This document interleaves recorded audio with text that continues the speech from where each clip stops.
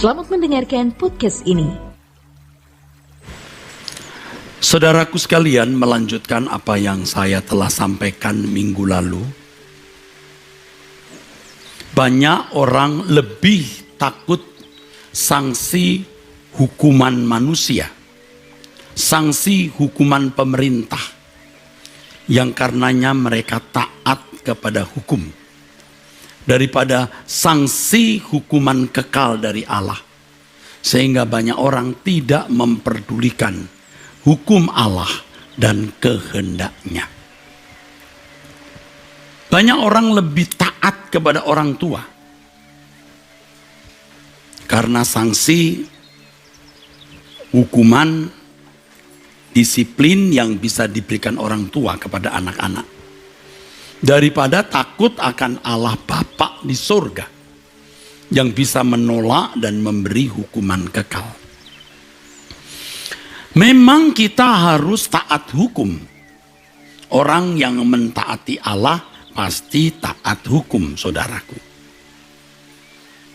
Orang yang taat Allah pasti menghormati dan taat orang tua.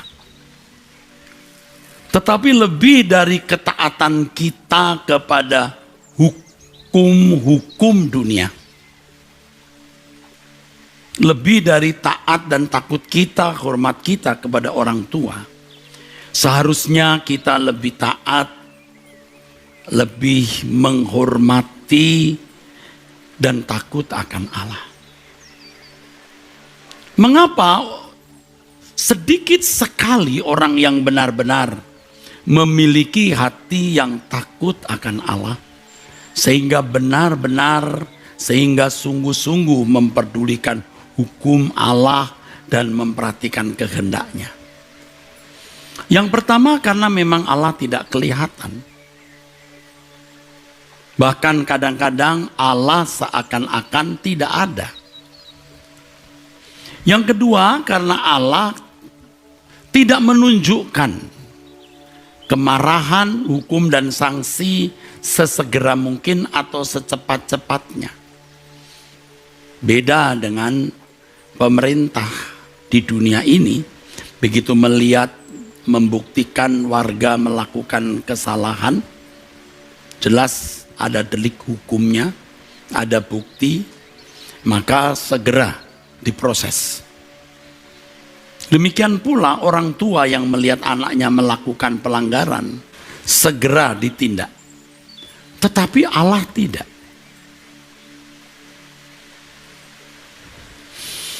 Ada hukuman, ada sanksi yang dijatuhkan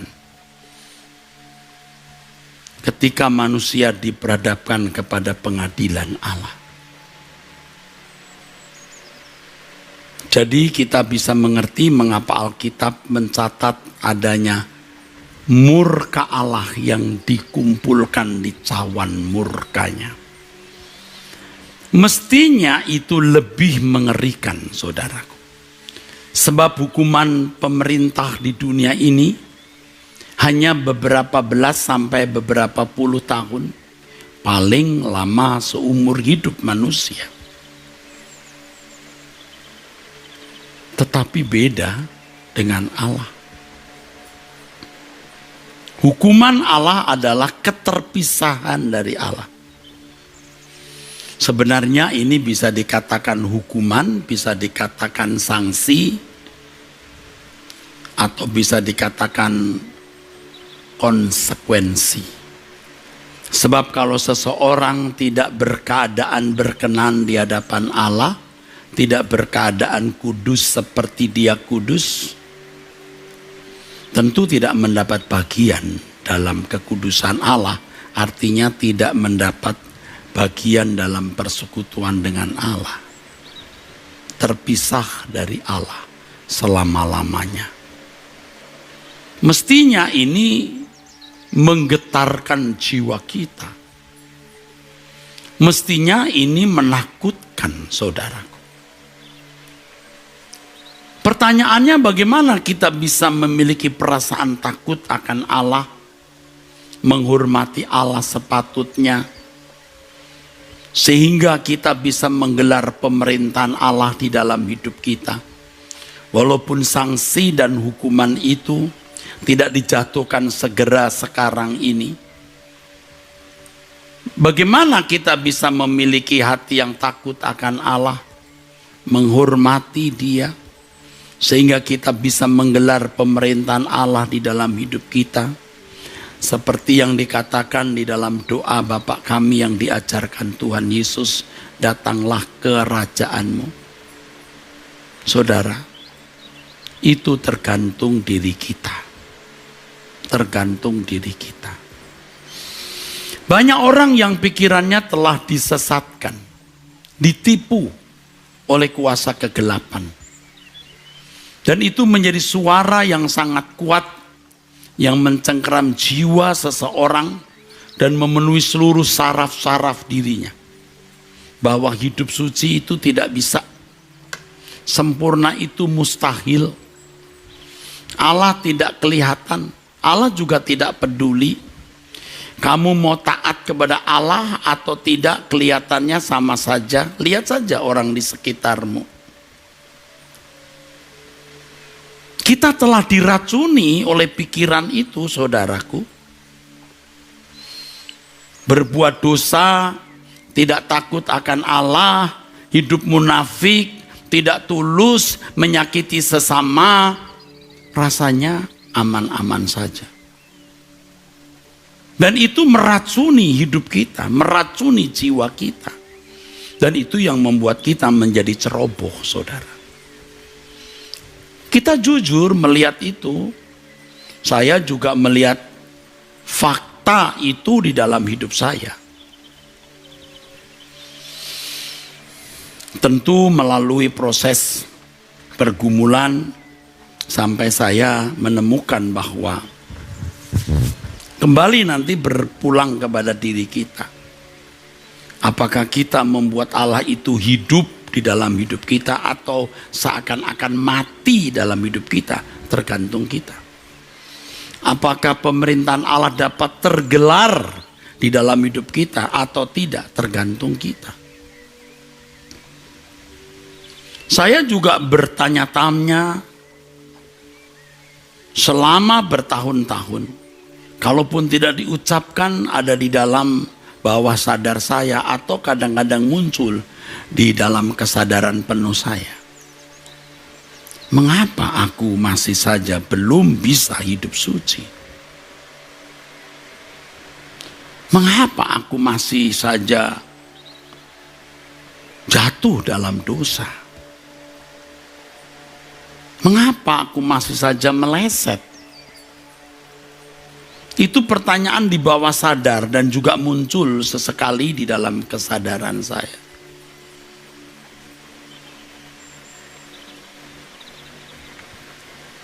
Bahkan ketika kita berjanji dengan satu tekad yang paling kuat, paling bulat, tapi masih bersalah juga. Belum hidup suci juga. Kita sudah minta Tuhan jadikan hari ini hari baru. Keadaanku menjadi lebih baik dari kemarin. Tidak salah mengucapkan doa itu, sekarang pun kita juga masih mengucapkan. Tapi dulu kita dalam kebingungan, mengapa tidak kunjung memiliki hari yang baru seperti yang kita inginkan. Ibarat kertas kanvas, ya, lukisan, kenapa aku tidak segera membuat lukisan yang indah? Ibarat bunga, kenapa aku tidak kunjung menjadi bunga yang harum? Ibarat simfoni, mengapa hidupku tidak menjadi simfoni yang indah?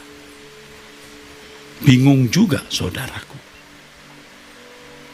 Bertahun-tahun dalam pergumulan, saudara. Biasanya kita menghibur diri dengan kata proses. Proses. Ya, kita masih dalam proses. Sebenarnya kata itu tidak salah, tapi kata itu bisa menyesatkan. Lalu kita melakukan pembenaran. Pembenaran yang merugikan. Dan kita tidak pernah memiliki militansi yang tinggi. Tidak memiliki sikap radikal untuk hidup suci. Sebab kita membenarkan diri dengan kata proses. Belum lagi kalimat yang kita sering dengar bukan hanya di kalangan orang Kristen, tapi juga di kalangan orang-orang non-Kristen. Bahwa manusia itu penuh kelemahan dan kekurangan. Ditambah lagi dengan konsep bahwa memang Allah pekerjaannya mengampuni.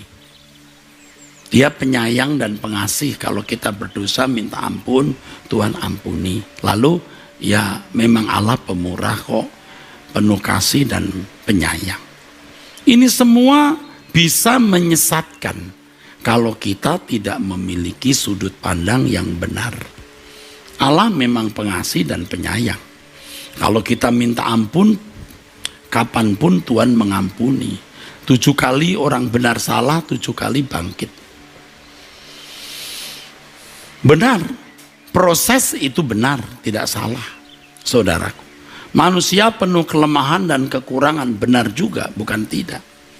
Tetapi saudara, Allah mengendaki kita keluar dari kekurangan dan kelemahan itu. Jadilah kamu kuat di dalam Tuhan.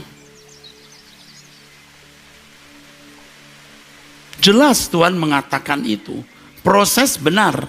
Tetapi apakah kamu mengamati proses hidupmu itu berlangsung dengan baik? Apakah benar engkau temukan sebuah progres, perkembangan? Atau kamu berkata proses, tapi berjalan di tempat? Dan Tuhan bisa seakan-akan diam. Sebab Tuhan pasti tegur dan ingatkan kita. Tapi kalau kita keras kepala, kita pura-pura bego, kita jadi bego bener.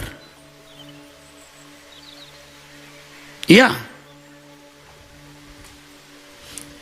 Allah memang pengasih, penyayang, benar. Kalau kita minta ampun, Tuhan mengampuni, benar. Tapi Tuhan mengendaki kita bukan hanya membereskan perbuatan dosa yang kita lakukan. Tapi Tuhan juga mengendaki kita membereskan potensi dosa yang menggerakkan kita berbuat dosa. Supaya jangan berbuat dosa lagi. Kepada perempuan yang nyaris dilempari batu karena kedapatan berzina, Tuhan Yesus berkata, jangan berbuat dosa lagi. Kamu nyaris dilempari batu nih. Dosamu diampuni, tapi jangan berbuat dosa lagi. Jadi jangan saudara pikir Tuhan itu seperti dinas suku kebersihan. Bersih-bersih. Kalau ada dosa, Tuhan bersih-bersih. Memang kerjaannya begitu Tuhan. Tuhan punya darah yang membersihkan. Tapi Tuhan juga memiliki firman yang menguduskan. Supaya kita tidak berbuat dosa lagi, saudara. Jadi saudara, jangan kita disesatkan, saudara. Oleh cara berpikir yang salah. Belum lagi kalau di kalangan Kristen itu, kalimat dibenarkan bukan karena perbuatan, itu kalimat tidak salah.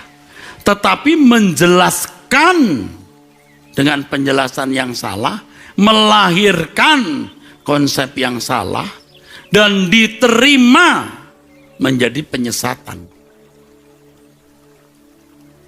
Dibenarkan bukan karena perbuatan, itu benar, semua karena karya salib Kristus. Tetapi salib Kristus itu dimaksudkan supaya kamu bukan hanya dibenarkan, tetapi berkeadaan benar. Banyak firman yang mengatakan, kuduslah kamu sebab aku kudus. Kamu dipanggil bukan untuk melakukan apa yang cemar. Keluarlah kamu dari antara mereka, jangan menjamah apa yang najis. Jelas, orang yang tidak melakukan kehendak Bapa itu ditolak oleh Allah. Semua yang saya katakan ini ayat Alkitab, saudaraku, tidak ada di luar ayat Alkitab. Jadi Bapak Ibu, saudaraku sekalian yang kekasih, Ini kabar baik. Ini kabar baik.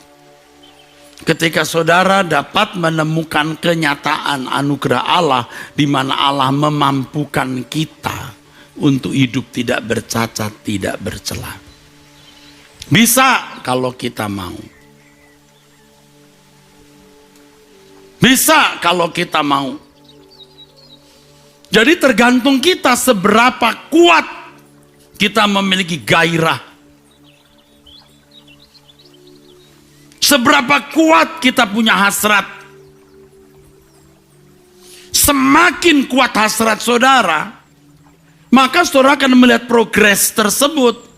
Selain melihat dan mengalami progres tersebut, saudara makin melihat itu. Orientasi ke depan. Kesucian macam apa yang Allah kehendaki. Nah, masalahnya seringkali hasrat kita, saudaraku, dipenuhi oleh berbagai isi, oleh berbagai keinginan.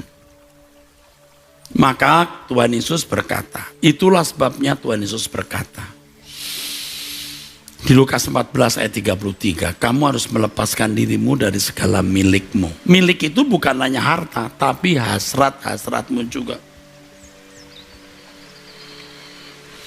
Hasrat-hasratmu juga.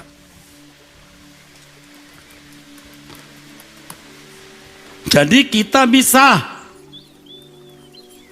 harus kita mengembangkan diri.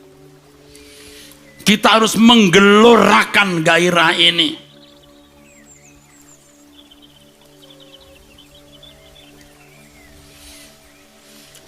Mungkin kedengarannya ini kesombongan gitu. Emangnya Erastus lu udah kudus? Ya, saudara dengar khotbah saya teruslah. Saya sering mengatakan, saya juga belum sempurna, tapi saya berjuang. Justru khotbah ini lahir dari perjuangan. Lahir dari perjuangan. Dan ketika Tuhan membuka pikiran saya dengan jawaban, bisa Eras, tergantung kamu. Kita punya hati pikiran sering bercabang-cabang. Karena dunia telah meracuni kita dengan banyak hasrat dan keinginan.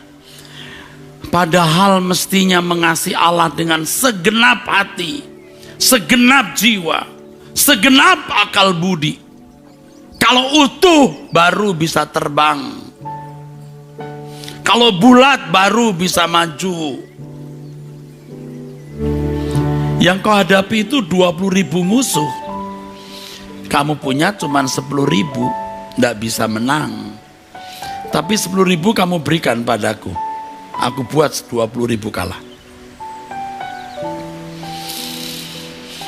Lebih mudah seekor unta masuk lubang jarum daripada orang kaya masuk surga.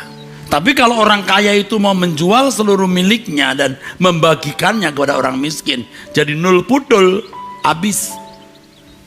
Bisa. Nah, masalahnya kita sering keberatan meninggalkan dunia ini. Saya mengerti apa artinya keberatan karena saya juga manusia seperti saudara yang dibesarkan dalam dunia yang materialistis dan egois ini. Sama. Tetapi kalau kita mau kembali, kalau kita berhasrat, kita bisa sepenuh dibuat bulat. Jadi kalau kita disuruh lompat misalnya 2 meter, kita nggak akan bisa. Tapi kita harus berani, berhasrat bisa melompatinya. Dan dalam melompat, maka apa yang tidak bisa kau lakukan akan Tuhan lakukan. Maka di Matius 19 itu, ya terkait dengan orang kaya yang keberatan menjual harta miliknya untuk memiliki hidup kekal, Tuhan Yesus berkata, memang bagi manusia ini mustahil, tapi bagi Allah tidak ada yang mustahil. Dan itu konteksnya mengenai kesempurnaan hidup. Konteksnya mengenai hidup kekal. Jangan dibawa pada orientasi mujizat, kesembuhan, berkat jasmani, dan hal-hal yang menyangkut pemenuhan kebutuhan jasmani. Ayat itu mengalami namanya devaluasi, merosot nilainya. Kita harus menempatkan ayat itu di tempat yang tepat. Jadi kalau dikatakan tidak ada yang mustahil bagi Allah, kapan itu ayat muncul? Ketika Maria hamil juga ada pernyataan ini. Tidak ada yang mustahil bagi Allah. Semua harus dilihat dengan dalam konteks atau dengan konteks yang benar, saudaraku. Nah, sebelum kita bablas kebablasan salah, maksud saya, dan kita akan menyesali dengan penyesalan yang tak terbayangkan hari ini, ayo kita bertobat, kita berubah. Kita memilih jalan ini. Kita memilih jalan ini, saudaraku. Ya kalau tidak mau ya sudah, terserah masing-masing saudara. Kita sudah makin hari makin tua kok. Dan belum tentu dunia ini umurnya panjang. Kita juga tidak tahu. Apalagi dengan wabah COVID dan berbagai keadaan yang serba sulit ini. Kalau tidak mendahulukan kerajaan Allah, kita mau ngapain, saudaraku? Ini bukan maksud mau sombong diri. Kita tidak ada pilihan lain. Kita harus memaksa diri kita, memacu diri kita keras terhadap diri sendiri. Kalau kita tidak keras terhadap diri sendiri, kalau kita tidak keras terhadap diri sendiri, dunia akan keras terhadap kita. Dan kita itu menjadi orang yang tidak akan menghasilkan buah. Jangan begitu. Nanti menyesal kita.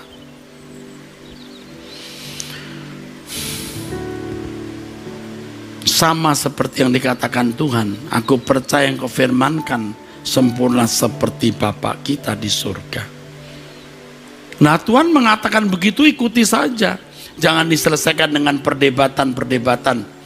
Yang itu biasanya dilakukan orang-orang yang tidak takut akan Allah dan semena-mena memperkatakan firman Tuhan. Sampai suatu saat saya berpikir, saudara, seandainya kesucian hidup bisa dibeli, kesempurnaan hidup bisa dibeli, dan orang tahu betapa berharganya kesucian itu, betapa berharganya kesempurnaan itu, orang bisa mempertaruhkan seluruh harta kekayaannya demi mencapai kesucian. Sebab hal ini membuat seseorang berkenan di hadapan Allah Bapa, yaitu orang-orang yang melakukan kehendak Bapa, sama dengan orang yang hidup di dalam kesucian. Karena kesucian orang percaya tidaklah diukur dari sekedar bisa melakukan hukum, tetapi dalam segala hal bertindak, berperilaku seperti Tuhan Yesus. Tindakannya selalu sesuai dengan pikiran perasaan Allah. Itu kekudusan. Kalau kesucian bisa dibeli, orang sadar bahwa kesucian ini harta yang tak ternilai, orang bisa mempertaruhkan berapapun.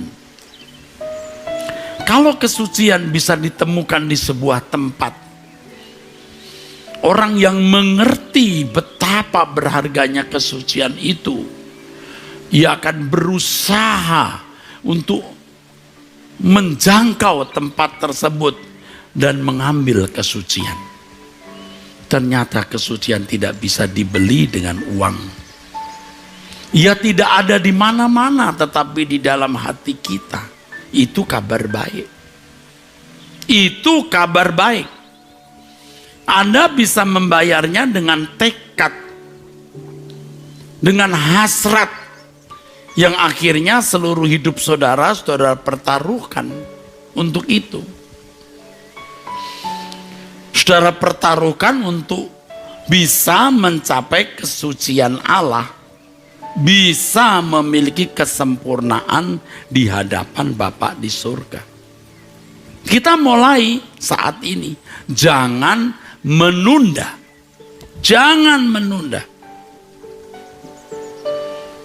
Penundaan itu bisa mengakibatkan atau membuahkan kebinasaan, saudara. Jangan menunda. Jangan berpikir bahwa selalu ada waktu untuk bertobat dan berubah.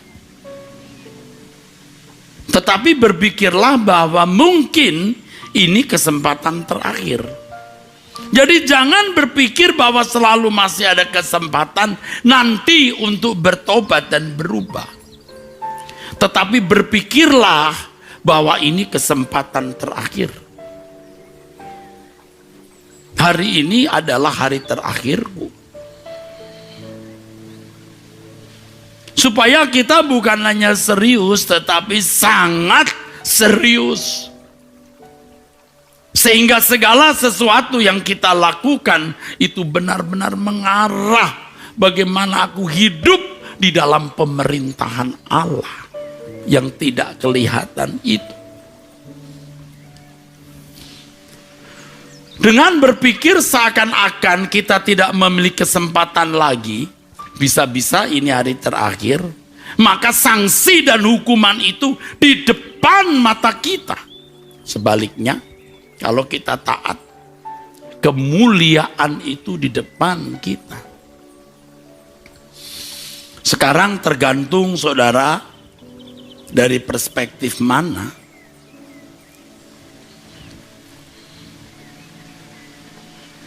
Dunia sudah menyesatkan kita. Jangankan anak muda. Orang-orang tua yang jelas tidak lama lagi akan meninggal dunia. Tidak sungguh-sungguh loh. Heran tuh. Heran. Jelas sudah tua. Kapan saja bisa meninggal dunia. Apalagi dengan adanya COVID-19. Dan berbagai versi mutant. Dengan berbagai varian.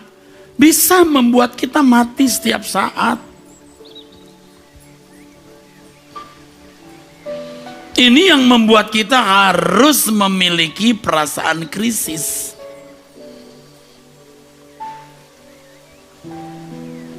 Perasaan krisis bukan karena tidak punya uang, tidak punya rumah pribadi, atau hal-hal lain yang bersifat duniawi. Perasaan krisis karena kita belum seperti Yesus. Jadi kalau saudara nyanyi, hati-hati.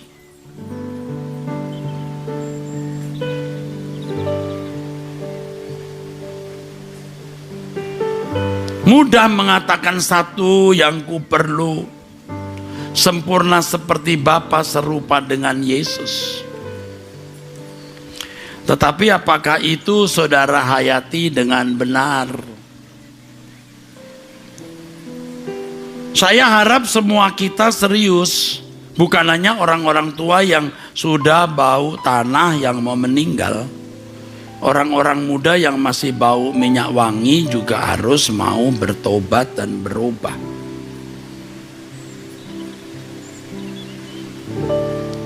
Ayo kita berubah.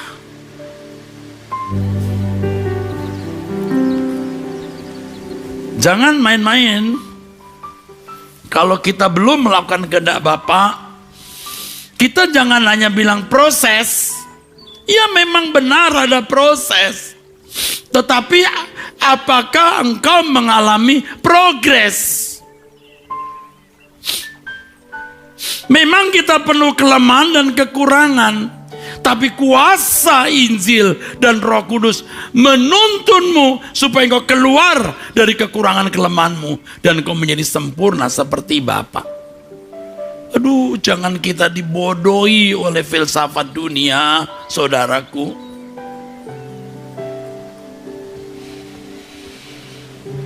Jangan melakukan pembenaran hanya karena kita mau menikmati dunia. Karena kita masih mau menyimpan dosa.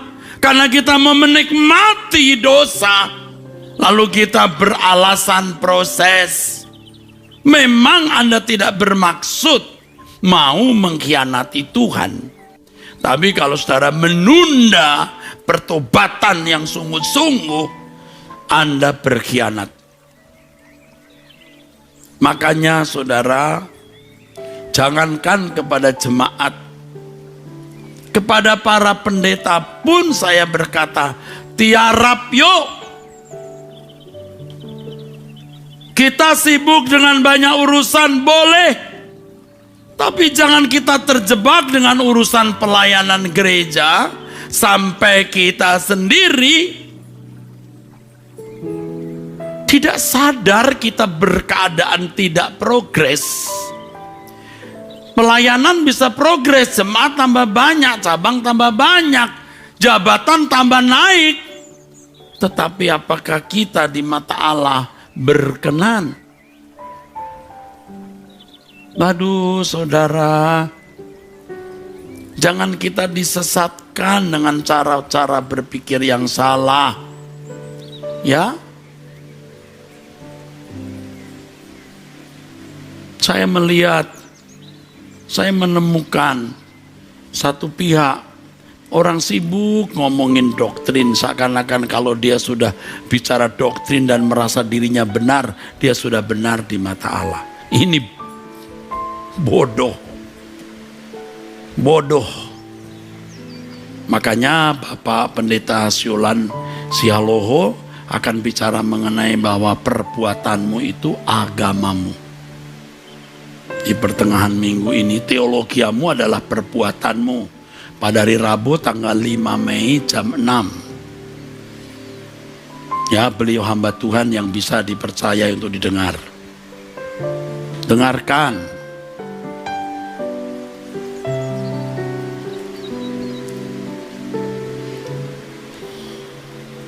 Jangan hanya bicara doktrin, tapi kelakuanmu tidak patut. Bahkan dari cara bicaramu menunjukkan kamu bukan anak Allah yang santun. Tapi di pihak lain sembarangan orang kalau bicara tentang Tuhan. Begono begini. Bukan Injil yang sejati yang diajarkan. Sebab Injil yang sejati itu pasti mengarah kepada kesucian hidup yang merupakan perwujudan ekspresi dari orang yang hidup di dalam pemerintahan Allah. Pada hari Selasa yang lalu saya berkhotbah tentang satu hal, dan dari khotbah saya itu ada kalimat yang penting yang menjadi kalimat kunci. Orang yang melihat pintu gerbang surga hanyalah orang yang benar-benar berhasrat memasukinya. Benar-benar menjadikan surga itu tujuan, dan tentu tujuan satu-satunya. Orang yang melihat pintu surga itu orang yang berhasrat memasukinya. Seperti Abraham mempertaruhkan seluruh hidupnya demi menemukan negeri yang Allah akan tunjukkan tersebut. Dan luar biasa saudaraku, apa yang terjadi saudara? Abraham sebelum meninggal dari jauh dia melihat, dia melambai-lambai.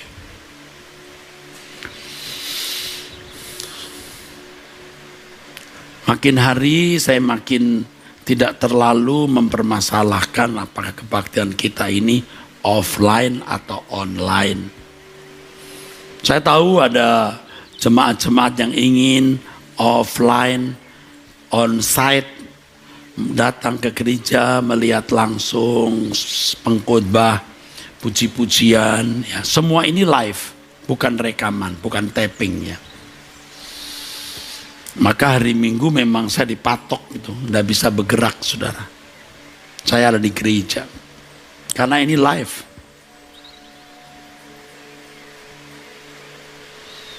Tapi saya sudah makin tidak terlalu pusing apakah offline atau online. Nanti kalau kurvanya sudah mulai turun dan pemerintah sudah memberikan lampu hijau, nah itu boleh. Kita onsite atau offline. Tapi yang penting sebenarnya adalah bagaimana saudara menjadi orang-orang yang benar-benar layak masuk kerajaan surga. Itu saja. Mau offline mau online itu tidak persoalan. Yang jadi persoalan apakah Anda onsite di hadapan Tuhan. Apakah Anda di hadapan Allah, itu yang penting. Mau offline di gereja kalau hidupmu tidak berkenan untuk apa? Makanya saya katakan tiarap itu artinya kita itu periksa diri kita sendiri deh, ya.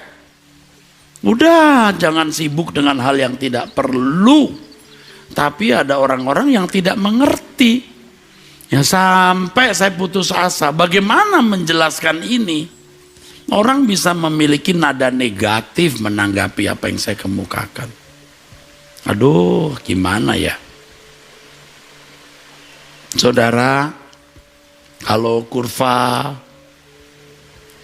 pandemi ini masih tinggi, ya, yang terinfeksi masih tinggi, ya kita harus jaga benar-benar. Saudara pasti dengar India mengalami kesulitan karena dalam satu hari bisa, ya, luar biasa banyaknya ratusan ribu. Jadi kita kalau bisa mencegah pegawai pembantu kita mudik, ya kita cegah, ya, supaya pemerintah tidak susah menghadapi pandemi ini, ya. Semua kita harus ikut berperan serta di sini. Pemerintah kita, Bapak Presiden Jokowi dan jajarannya serius sekali. Maka kita juga serius. Kita masih online ini, saudara. Ya, walaupun ruangan gereja kita cukup luas, tapi kita mau menjaga protokol dengan sebaik-baiknya. Nah, protokol kita jaga. Protokol demi pandemi. Tapi protokol di hadapan Allah kita harus lebih jaga. Hidup di dalam pemerintahan Allah. Kalau masyarakat bisa taat kepada pemerintah karena sanksi dan hukuman, mestinya kita lebih taat kepada Allah. Karena ada hukuman kekal jika kita tidak taat dan tidak dengar-dengaran kepadanya. Itulah sebabnya firman Tuhan mengatakan, jangan takut kepada apa yang dapat membunuh tubuh, tapi yang tidak berkuasa membunuh jiwa dan membuangnya ke dalam neraka. Tuhan tidak menghendaki seorang pun binasa. Binasa itu artinya tidak bernilai.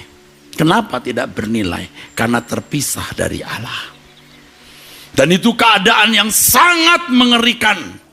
Dahsyat mengerikan. Tak terbayangkan oleh kita hari ini. Tapi saya sering membayangkan. Seandainya aku terpisah dari Allah, bagaimana ya? Wah, gak kepikir, saudara. Makanya sering aku mengatakan kepada Tuhan, aku mengungsi kepadamu Tuhan. Lindungi aku Tuhan. Lindungi keluargaku, anak-anakku, dan orang-orang yang kukasihi. Tadi sebelum kebaktian, saya duduk 1,5 jam sebelum kebaktian dimulai. Ada sahabat-sahabat yang menyiapkan makanan, ada ibu-ibu, lalu saya mencicipi makanan. Saya sudah tidak makan sekitar 21 jam dari kemarin jam 12. Rasanya enak sekali makan. Lalu saya katakan kepada ibu-ibu dan bapak-bapak yang hadir, aduh, kita baru begini saja enak banget ya, apalagi di surga. Kita bisa rukun, saling mengasihi, menyediakan makanan dengan tulus. Saya pun makan juga dengan tulus. Betapa indahnya nanti di surga. Oleh sebab itu saya ajak saudara berkemas-kemas. Kita pulang ke surga. Amin.